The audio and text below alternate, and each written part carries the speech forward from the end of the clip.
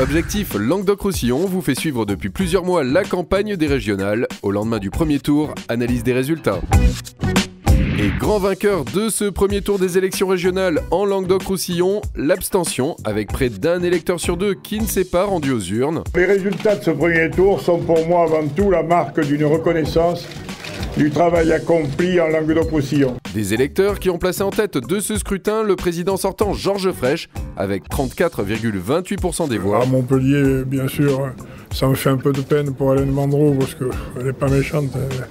Je fais 5 fois plus de voix qu'elle. Elle est en dessous de 10%. Pour le maire d'une ville, c'est quand même dramatique. Un véritable désaveu pour le Parti socialiste, qu'il avait exclu pour présenter Hélène Mandreau comme candidate PS. Le maire de Montpellier ne récolte que 7,74% des voix. Autre déçu de ces élections, Jean-Louis Romégas et ses troupes d'Europe Écologie qui ne dépassent pas la barre des 10 points avec 9,12%. C'est une déception parce qu'on réalise un bon score en dessous du score national parce qu'il y a une situation particulière ici.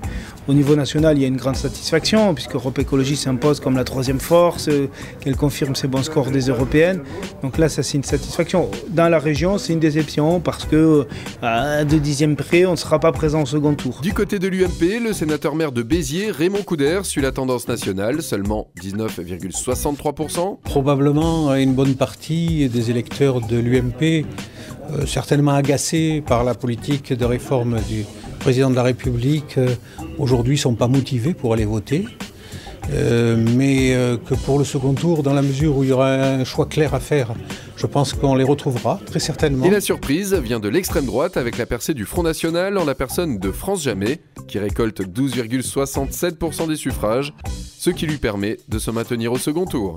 Mais ce résultat est à la hauteur de mes espérances et je pense bien transformer cet essai au deuxième tour, puisqu'il y a un deuxième tour et que le scrutin à la proportionnelle nous permettra d'avoir plus d'élus, plus nous aurons de voix. Et au demeurant, j'en appelle donc au-dessus de M. Jean-Jean qui ne peuvent pas accéder au deuxième tour. J'en appelle aussi à ceux de l'extrême gauche et de la gauche qui ne seront pas représentés et de bien les assurer qu'au cœur des préoccupations du Front National, il y a l'emploi et la sécurité, c'est-à-dire ce qui les préoccupe.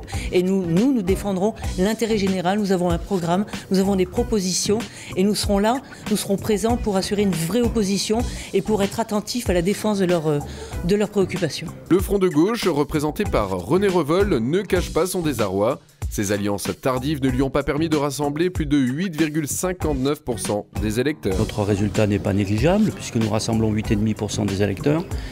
Mais je suis un peu déçu parce que je m'attendais à ce que notre liste fasse plus de 10% et qu'au moins l'une des 3 listes de gauche fasse plus de 10%. Pour que nous soyons présents au second tour, pour que la rénovation dans le Languedoc-Roussillon puisse prendre appui sur une vraie mobilisation à gauche. Alors à moins d'une semaine du second tour, les tractations vont aller de plus belle pour donner des consignes de vote. C'est vrai que j'ai des affinités avec le groupe écolo à l'heure actuelle à la région, mais ça ne veut rien dire vis-à-vis du président actuel et probablement du futur président. Donc j'attends de le rencontrer pour voir ce qu'on va pouvoir construire pour l'avenir au niveau de l'écologie, de la protection de l'environnement, de la protection des paysages, des transports propres. Nous avons toujours appelé à battre la droite et l'extrême droite. Mais comme Georges Frêche ne se réclame pas clairement de la gauche, les choses ne sont pas claires. Le second tour, c'est dimanche prochain, le 21 mars. La triangulaire entre Frêche, le candidat UMP Raymond Couder et France Jamais Front National devrait se dérouler sous haute tension.